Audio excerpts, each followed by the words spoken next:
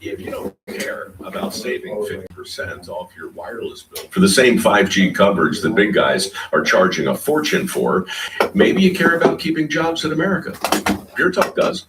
They've pledged to run their entire operation from this country, including all their customer service. Or maybe you care about our nation's veterans. Pure Talk does.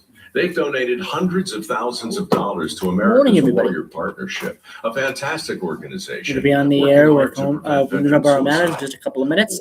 We're only going to really be talking for about 15 minutes. At 11:35, we have a interview that we're playing. Train the next generation of skilled workers. Recorded interview. So saving money's great and save plenty with Pure Talk.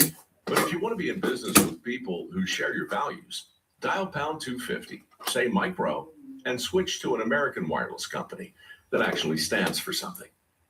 Pure Talk. The opinions expressed on this program are those of the host and do not express the views of WVBF ownership or Hometown Talk Radio. Content aired on all programs are those of the host and their guests. It's time for Middleboro Matters on WVBF 1530 AM and 99.7 FM. Hosted by Joey Driscoll. Call in at 508-822-1106. And now, here is Joey Driscoll with Middleboro Matters.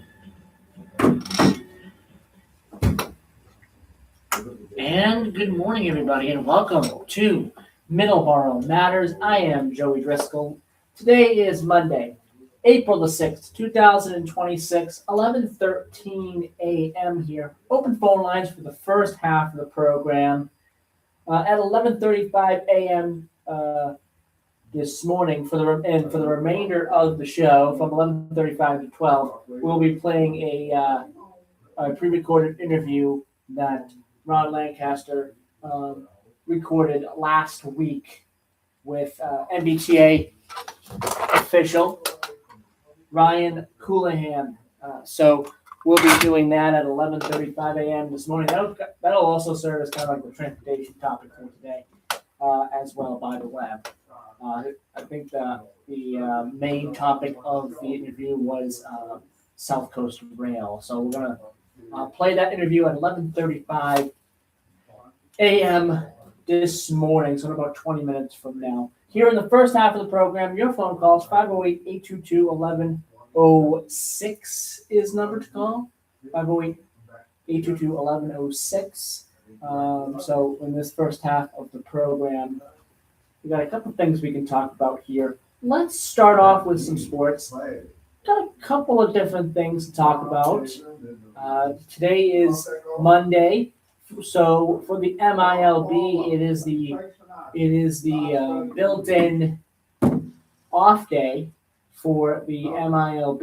It's Mondays, they don't play games, so the MILB is off today, which means Worcester, Salem, Portland, and Greenville are all off today. Red Sox will play today. They will play against the Milwaukee Brewers.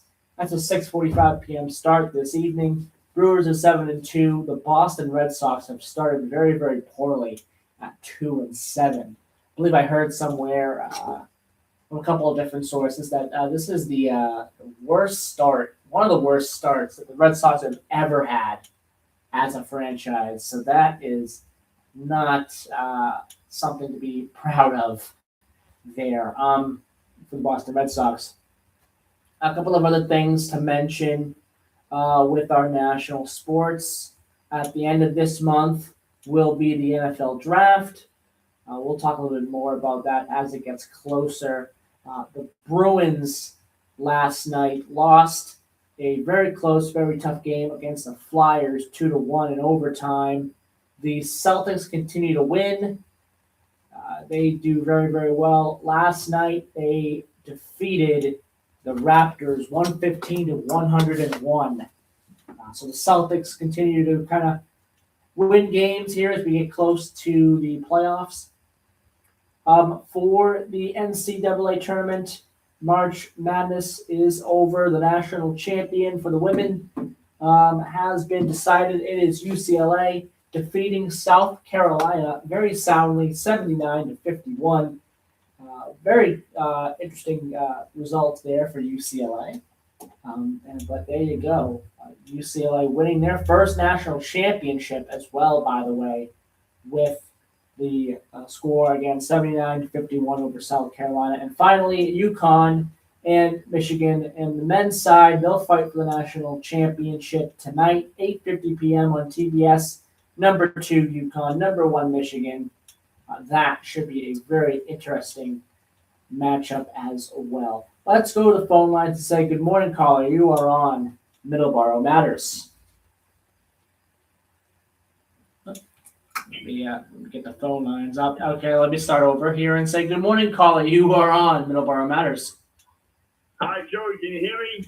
Hi, Democratic Cowboy. How you doing? I'm pretty good. Look, as I said, looking forward to that show, TK O'Brien against TK O'Brien against JT Powers. Is there anything else on that card that people should be looking at if they're going to go to the show in Brockton? I don't know the other matches. I don't know. I just saw that one. Okay, well, again, like I mentioned this before. The indies have become much more important now with the introduction of WWE ID, the WWE ID program. A lot of the big indie promotions have a lot of eyes on them now, and there are several of those bigger promotions in this part of the country as well. So you never know. When you go to these indie shows, you never know when you're going to see the next WWE superstar of the future. Now, because of these ID programs. For 3 or 4 people to come down from Springfield, to see a show, and it costs $5,000, $5,300 some odd dollars to sit in the Boston Garden to see a show. It's ridiculous. We've gone from San Martino and Days of Woods Arena of $4 and $3 to this price of $4,000. That's crazy. One other question I want to ask you here while we're on this topic. WrestleMania. When three women come down all the way from Worcester to see a wrestling show, it's something else. Yeah, WrestleMania is in a couple of weeks. What is one match on that card you're kind of looking forward to? Lesnar versus Omar. Oh, I think a lot of people are looking forward to that match. I would agree with you 100%. Obafemi versus Brock Lesnar is definitely a match that I am looking forward to. It has been built very, very well as well. They're just letting those two guys fight. That's really all you need to do. Really, you don't have to have promos really in that kind of setup. Better put on a helmet and a vest. It is going to be a battle for sure. And another thing, the one between Roman Reigns and CM Punk, I'll guarantee you right now. Maybe I'm thinking right, but the voices are telling me, the Orton voices, I get them too once in a while. Everybody gets them. Yep.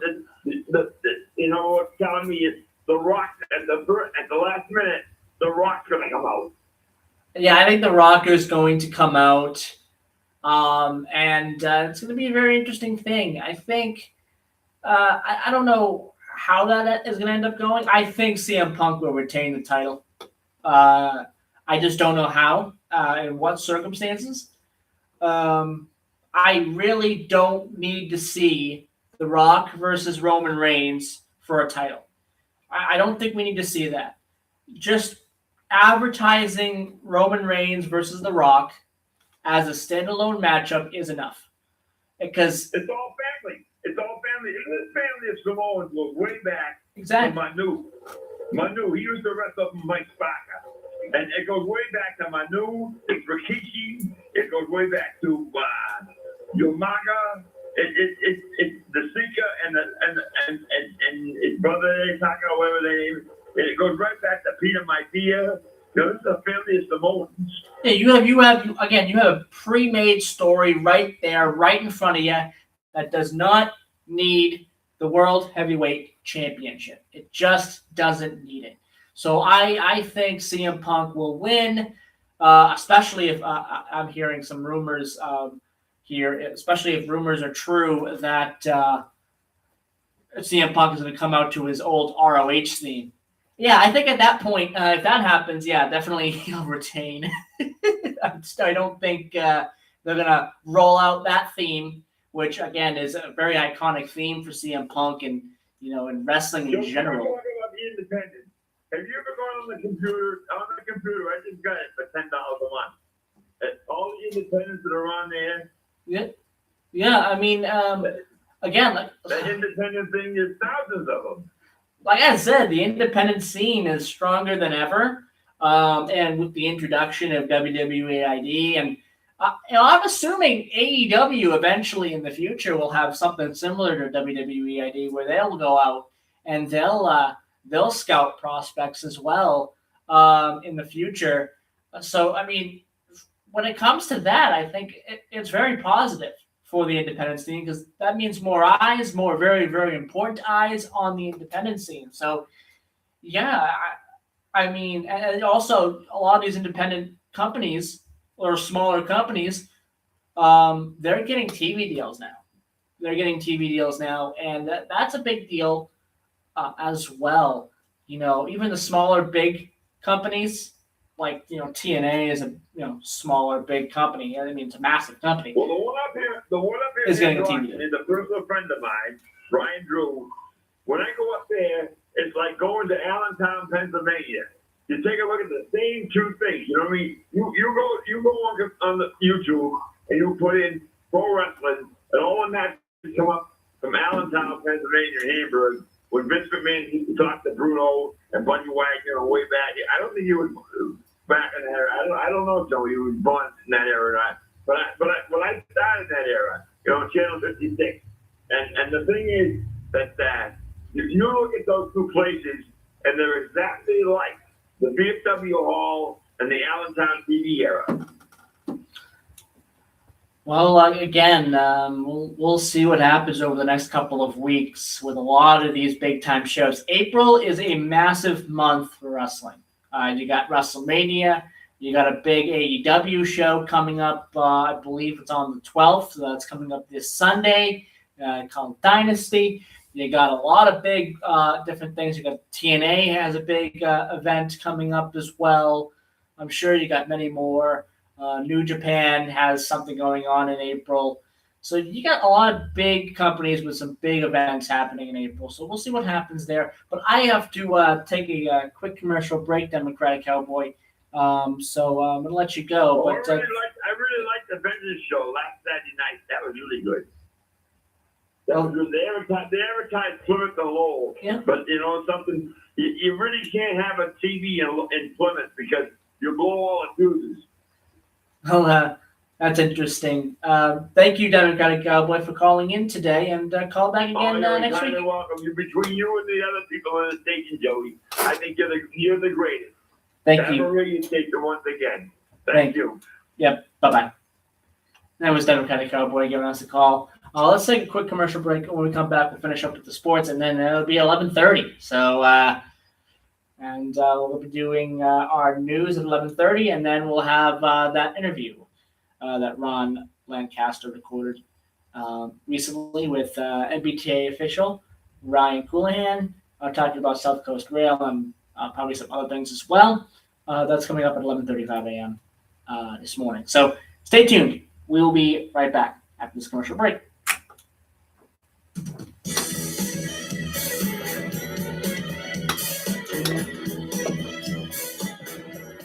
Hi, neighbor. Middleboro Gas and Electric would like to share a quick safety tip with you. Many people have been taking on home improvements this year, but have you also upgraded your electrical safety system? Older homes, like so many in our area, have outdated breakers and wiring that may not meet the high-powered needs of modern technology. A licensed electrician knows all the code requirements, including the latest updates adopted just last year. You can find an easy-to-read summary of home upgrades to consider at mged.com.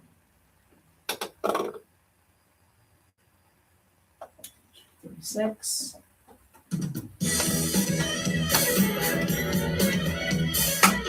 And we are back here on Monday, April 6th, 2026. It is Middleboro Matters. I am Joey Driscoll.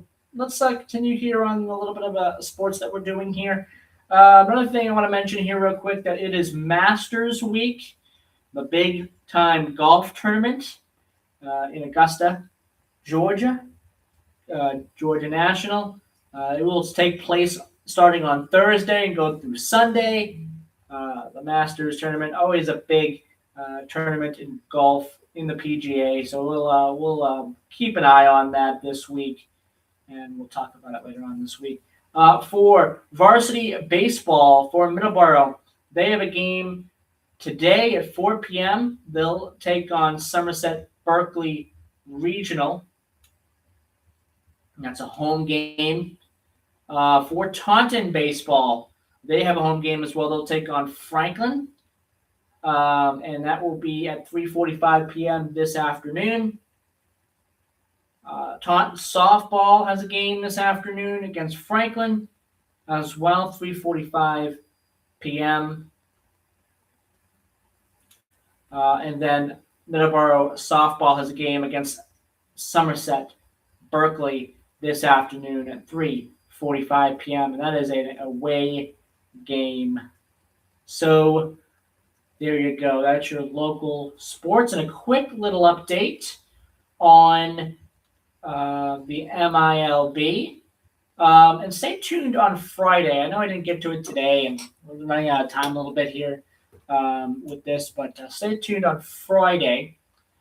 We are going to talk about, on my edition of Hometown Talk on Friday from 9 to 11 a.m. this Friday, we're going to talk about the election results in Middleboro. So stay tuned for that on Friday. I did talk about it yesterday on Middleboro in Review. You can check that out on YouTube by searching Middleboro in Review on YouTube. Search for the April 5th, 2026 show. And I talked about Middleboro's town election results that took place on Saturday. A lot of big results in that one. So we'll go over those results on Friday more in detail and things like that on Hometown Talk on Friday. For the MILB, now today is the day off. Today is Monday. It is the built-in day off because it is a travel day for all teams that have an away game. And Worcester will be back in at home. They'll be taking on the Columbus Clippers. Worcester 6-2. Columbus is 6-3. In the AA for this week, Portland will be at home. Portland Sea Dogs. They'll take on the New Hampshire Fisher Cats, who just had a series with Binghamton as well. And Somerset, they are going to have a series with Binghamton. They just had a series with Portland this past week. They'll have a series with Binghamton. So New Hampshire had a series with Binghamton. So they're switching opponents here. But Portland and New Hampshire this week, starting at 4 p.m. tomorrow for the AA. High A affiliate, you have Greenville. They'll start a series with the Hub City Spartanburgers. That'll start at 6:35 p.m. tomorrow. And they will be at Hub City. So there you go. They'll be at Hub City's home stadium there. And the single A affiliate of the Boston Red Sox is the Salem Ridgeacs. They will have a game tomorrow. They'll start a 6-game series with another team that has recently rebranded, and that is the single A affiliate of the Milwaukee Brewers, and that would be the Wilson Warbirds. They'll have a match again. They'll be in Salem again for that. 6:35 p.m. start tomorrow evening. So that is your MILB update. Red Sox, again, they'll be playing this evening. They'll take on the Milwaukee Brewers. That's a 3-game series. That starts today. And that will be at Fenway. So that'll do it for the sports, and we are going to take our news break. When we come back, we'll have the recorded interview that Ron Lancaster recorded recently with MBTA official Ryan Coulihan. So we'll have that coming up in just a few minutes. We'll be right back. And I will talk to everyone, because the interview is about 25 minutes long. I will talk to everyone on Friday with Hometown Talk. Bye-bye.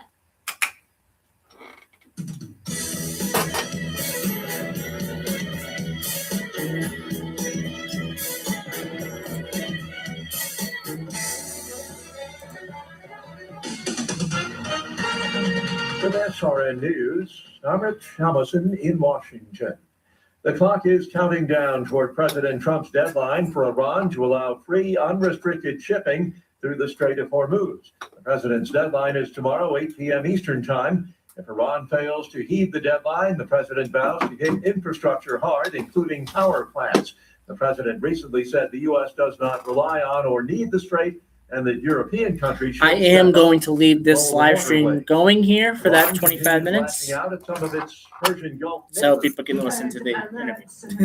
So that's coming up in a few minutes. In Kuwait overnight, what we have seen is an apparent narrowing of targets in Bahrain, Kuwait, and the UAE over the last few days. Iran saying it has been targeting oil and energy infrastructure, and all the while, of course, this messaging on social media from President Trump, who is ramping up his rhetoric again, seemingly emboldened by that rescue of that US aircrew deep inside Iran. The BBC's Lorna Gordon, the daring rescue she refers to is the safe recovery of the two American aviators whose fighter jet went down in Iran. Iran and the U.S. both in possession of a draft proposal calling for a 45-day ceasefire as well as reopening of the Strait of Hormuz. That's what two Mideast officials speaking on condition of anonymity told the AP. Egyptian, Pakistani, and Turkish mediators drafted the plan. They hoped the 45-day window would provide enough time for talks to reach a permanent ceasefire. Meanwhile, Iran and the U.S. have not responded to the proposal. And Andrew Stewart. On Wall Street, the Dow is up about 158 points, the NASDAQ trading 124 points higher. This is SRN News. You're not just overweight, you're in survival mode. No pill or crash diet's going to fix that. They don't address why your body is storing fat. At PhD Weight Loss, they treat unwanted weight as a symptom, a signal that your metabolism, hormones, and stress response need attention. Fix that, and the weight comes off naturally. Call PhD Weight Loss, mention Mike G, you'll get 2 weeks free, and they'll pay for your food. Call 864-644-1900, 864-644-1900, mention Mike G, or go to myphdweightloss.com. Hi, I'm Kirk Cameron. Is health insurance eating up your budget for 2026? If you're looking for ways to better steward your finances, consider this. Christian Healthcare Ministries is a health insurance alternative at half the cost. As a ministry, CHM allows you to share the burden of medical bills with other believers. Join CHM today by visiting chministries.org/wellness. That's chministries.org/wellness. People around the globe are asked about homosexuality. The Pew Research Center poll focuses on the morality of that lifestyle. Nigeria checks in as the country where the largest number of people believe that being gay is not morally acceptable, 96%. Other nations that have similar feelings include Indonesia and Turkey. At the other end of the spectrum is Sweden, where 94% think that homosexuality is morally acceptable. In the U.S., 60% of respondents see no problem with being gay. Michael Harrington reporting. Britons are worried about the decline of Christianity. A new poll from Whitestone Insight finds that 52% of British people say they believe the country's ongoing slide away from the faith will have a negative impact on future generations. Only about 20% of respondents say they think the decline will be good for the country. The survey also reveals that nearly 3 out of 5 Britons think that Christianity does have something to offer the country. This is SRN News. A spectacular explosion and fire leaves one person seriously hurt in Texas. A tanker truck in Fort Worth hauling gasoline erupted into a fiery blaze on Sunday morning after colliding with another vehicle and knocking over power lines.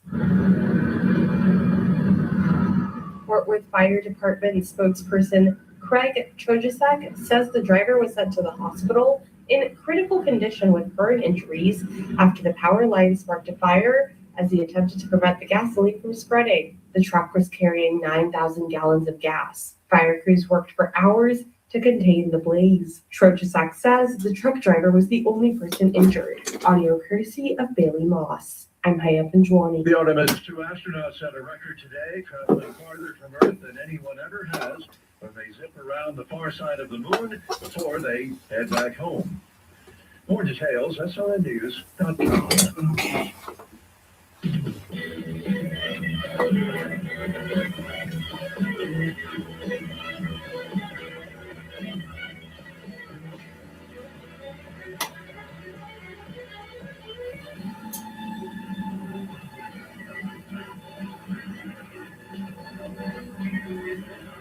Let this bumper music play.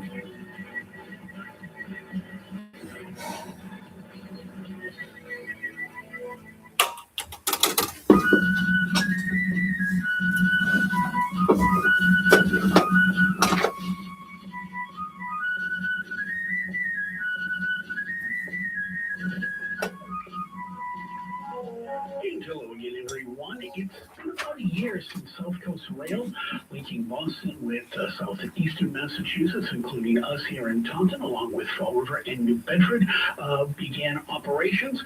So we decided to get an update on the issues and the successes with South Coast Rail. Ryan Caholen, the Chief Operating Officer of the MBTA, joins us on the phone line. Hello, Mr. Caholen. How are you today? Doing well, Ron. Thanks very much for having me on. I appreciate you coming on this morning. So let's do just an overview. It's been now a little over a year as we record this interview that South Coast Rail has been operating here in southeastern Massachusetts. Give me your overall impressions of it. Sure. So, the South Coast Rail territory, I think, is a great success story with what we've created. Knowing that there was no passenger rail service for the South Coast territory, South Coast region for almost 60 years, a little bit over 60 years, I think that's a testament to the ongoing demand. And for many, many decades, we kept hearing calls from the South Coast region for transportation options. So we dug in and we were able to rebuild the South Coast Rail territory. There was a lot of work. It was well publicized what went into it. But when you look at what actually, what the end results are, celebrating that 1 year anniversary, you see weekday ridership at a 37% increase, which is directly accounted to that additional service between the former Middleboro terminus all the way down to the Bedford and Fall River. So. We really couldn't be happier with the success after 1 year, and I really think that with that 1 year of success, I think we're going to continue to see ridership to grow and just open up transportation options for folks going to or coming from the South Coast region. And you have a background in driving these various trains, and I think I saw an article in one of the South Coast newspapers about you doing that just one day recently or in the near past. The route itself, the tracks and all of that, since you have a first-hand knowledge of it, has been relatively successful as far as tracks. Any issues, any problems with that? No, I mean, railroad construction is unique. It's one of those few heavy civil areas where, like the name implies, it's heavy civil construction. The folks that work in the South Coast Rail territory, laying, 38 miles of new track, building new stations, a brand new signal system, positive train control on top of all of that has really behaved really well. I think it's a testament to the design teams, and then, of course, the folks who labored for several years while we built it all out. But all those systems, Ron, they performed as expected. And it's a unique bit of railroad. It's largely a single track railroad with passing sidings located at strategic locations. Yeah, but we're really happy with the infrastructure and how it's held up. So in the area, what would you consider? I've got a two-part question here for you, Mr. Caholen. What do you consider is the biggest success? You've talked about a number of things that you're very happy with the service, but what would we consider would be the biggest success you've had in this past year? I mean, specific to South Coast Rail, shortly after the service was introduced, the Whaling Museum in New Bedford had reached out, and they had passed on some of their weekend ridership numbers, their weekend attendance numbers at the museum. And they were able to directly attribute the growth in their attendance to the train service. And, that was unsolicited. They came to us, and that was a great knock on the door.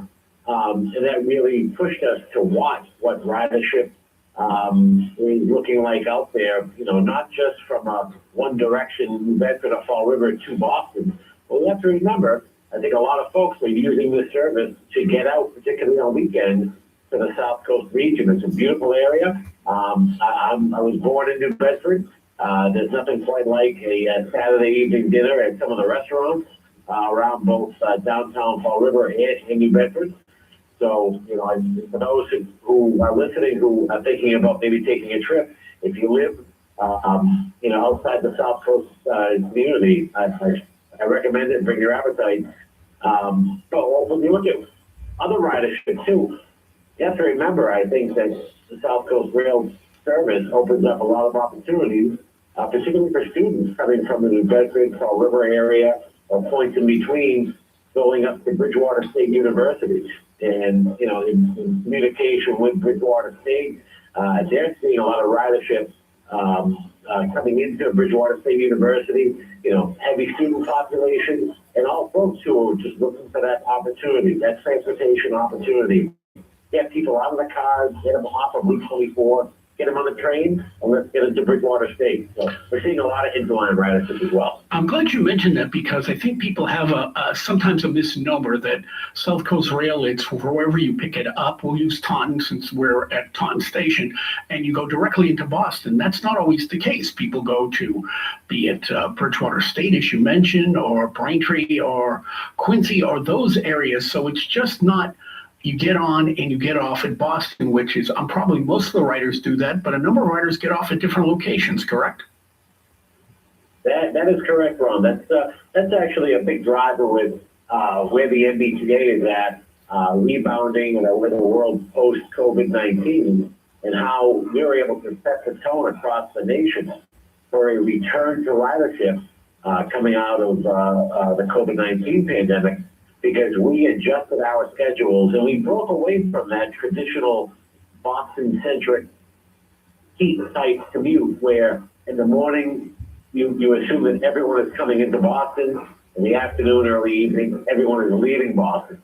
And as we adopted a new way of delivering service, essentially a train every direction, just about every hour, we quickly saw that there's a lot of midday ridership, there's a lot of interline ridership. So breaking out of that Boston-based mindset and realizing that not everyone is trying to go to or come from Boston, I think really opened up commuter rail and helped people take the term commuter out of it and allows us to focus on more of a regional rail model, which is just that. It provides transportation options throughout the day across the region. So certainly we've talked about the successes. Now we've got to talk about the challenges. What would you consider as the biggest challenge as you've looked back on this first year of service?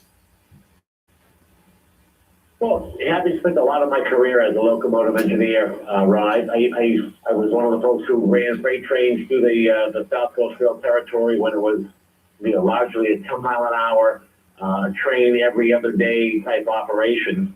And of course, when you change that and you run a passenger service in that area, it can be expected there's going to be challenges with how folks view the train, particularly if the train goes directly through their backyard, or if they live near a railroad crossing where, a train may have crossed that road no more than twice a day previously, now with multiple trains throughout the entire span of the day.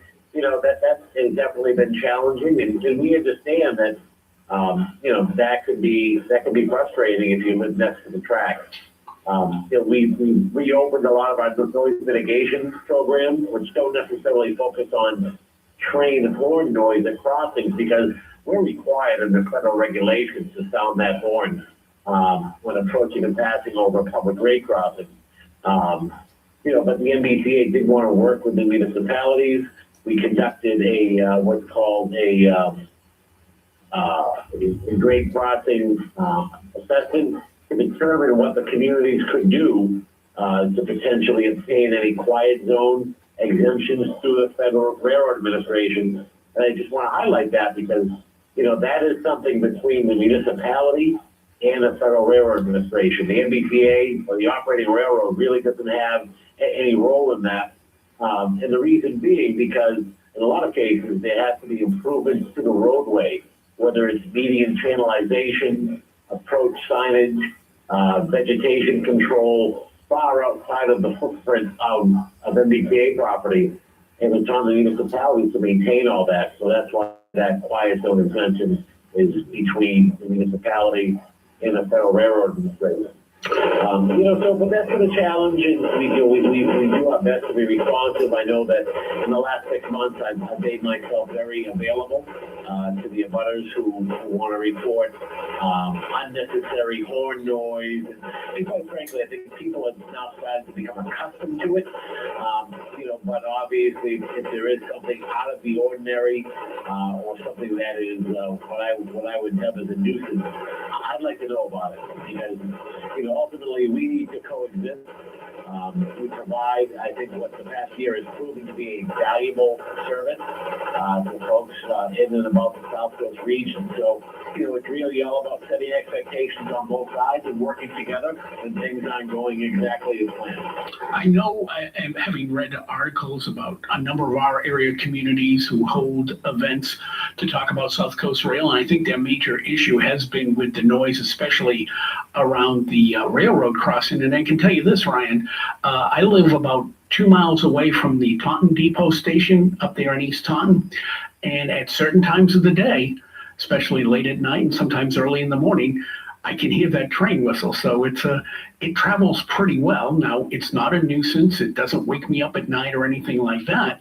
But I can imagine that people who are not used to that, living maybe right next to the depot station or next to a crossing, they have a different view than maybe other people do as far as the train noise is concerned.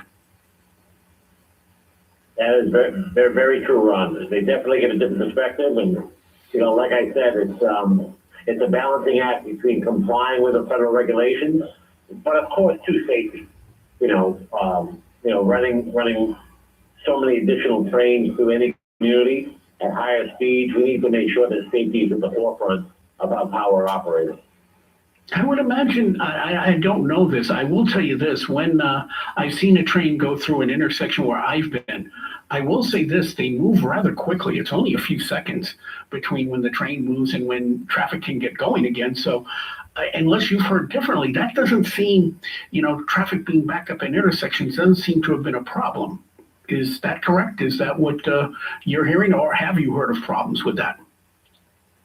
No, I think that's very correct. When a grade crossing is designed, things like the roadway layout, any adjoining or adjacent highway traffic signals, there's a lot of work that goes into making sure all of those things function together to make sure that, for example, if an intersection is nearby, that the highway traffic lights clear the intersection out before the grade crossing actually activates.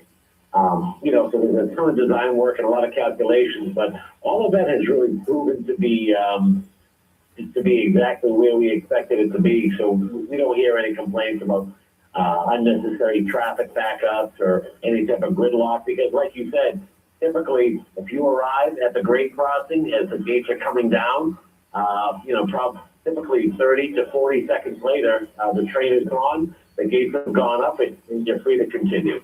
Absolutely. I want to talk about a couple of issues that are not so much specifically South Coast Rail, but could impact it.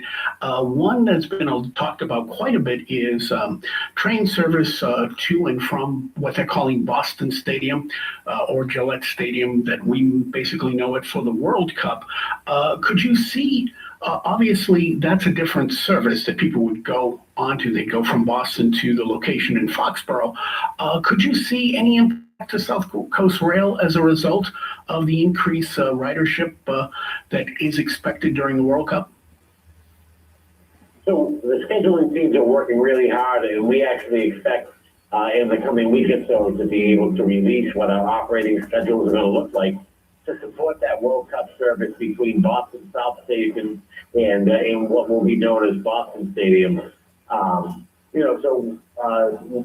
we're really trying to do is make sure that commuters have options, make sure that we maintain a reasonable level of service throughout the course of the service day, with the ultimate goal of no one being without any transportation options. So we're finalizing all those plans, and like I said, they should be available in the coming week.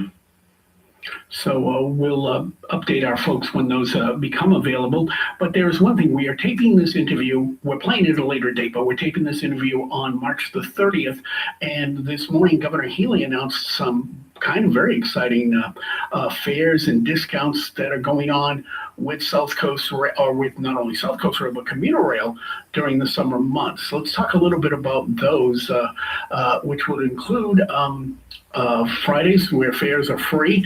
And why don't you explain some of the issues that were announced earlier today and how they'll affect riders of commuter rail? Absolutely. So I think that I think it's important that people understand that NBPA's commuter rail operation, it's not just for commuters, and I think that we've been able to use today's announcement as a way to really get people on board the service. And we understand that sometimes people can be hesitant to try something different, because there's a cost involved, or maybe they just never had the need to take the train anywhere. But it's been my experience that when a lot of folks step foot on the train for the first time, I think there's a curiosity that comes along with that. And once they've done it 2 or 3 times and they find out that they're going to get to their destination, whether it's downtown Boston or reverse, or anywhere in between, they're going to get to their destination. They're going to have a great experience, and it's going to be fairly consistent and relatively reliable. And I think that's important because I've made that trip up and down Route 24 many, many times throughout my career. And, sometimes it can be an hour and a half, sometimes it can be 3 hours for no apparent reason. Now, I'm very willing to put out there that sometimes we have days where things break down, we have mechanical issues, there's a delay along the line. But for the most part, we see really good on-time performance. And I think once people see that reliability, they're more apt to take the train as a regular versus dealing with unpredictable drive. So, free summer Fridays this summer, that's going to be terrific. For all Fridays between June, July, and August, including the Juneteenth and July 3rd holidays, ride the train for free. 50% discount on monthly commuter rail passes. That's huge news, and that applies to all zones, zone 1 through 10, all inter-zone passes, and the commuter ferry pass. So that's going to be really, really big for folks who use commuter rail services on a regular basis. Half price for 3 months. Of course, the $1 weekend summer companion fare for commuter rail pass holders. I think that's going to do what I just talked about, Ron, and highlight the benefits of commuter rail. Bring a friend, bring a companion, get them on the train for $1, and it really just exposes people to what those opportunities look like for public transportation. So we're coming to the end of our interview, but I do have one more question to ask before we wrap it up. And that is, if we get an opportunity, you and I, 1 year from now, to sit and have a conversation again about what would be at the time the 2-year anniversary of South Coast Rail. What sort of changes, what sort of improvements you would like to see, say, over the next 12-month period to improve service on South Coast Rail? Sure, celebrating the second anniversary of South Coast Rail, I'd like to see us continue to talk about the increase in ridership. I'd also like to see us talk about the partnerships between the MBTA and those communities that are part of the South Coast Rail territory. I really think that collaboration, and I understand in some cases that the collaboration can be challenging, different viewpoints and different outcomes, but at the end of the day, there'll always be a seat at the table between the MBTA and all of our stakeholders to make sure that we can continue to build this service, get cars off of the roadway, and get folks onto public transportation. Ryan Caholan is the Chief Operating Officer of the Massachusetts Bay Transportation Authority. Mr. Caholan, I want to thank you very much for joining us for a few minutes today to talk about and give sort of an update on the 1-year anniversary of South Coast Rail. And Lord willing, we'll be talking maybe a year from now, if not sooner, about the second anniversary. So I want to thank you for joining us for a few minutes this morning. Thanks so much, Ron. Look forward to it. Okay, you have a good day. That is Ryan Caholan from the MBTA. We are going to take a break. We'll be back with more in just a moment.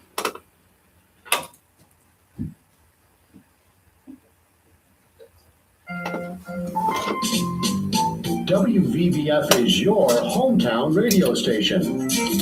And one of the things we like to do to support people in your hometown is to run community announcements. If you do belong to a nonprofit group or organization, or if you're an official with a city or town government, send your community announcements along to our email address.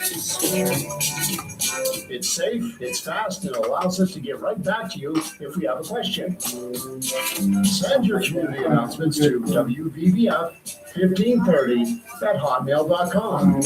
That's WVBF1530@hotmail.com. Thank you for listening.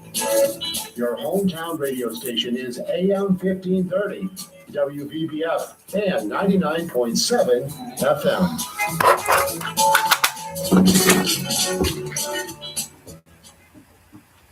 Combat Veteran Motorcycle Association is an association of combat veterans from all branches of the United States Armed Forces who ride motorcycles as a hobby.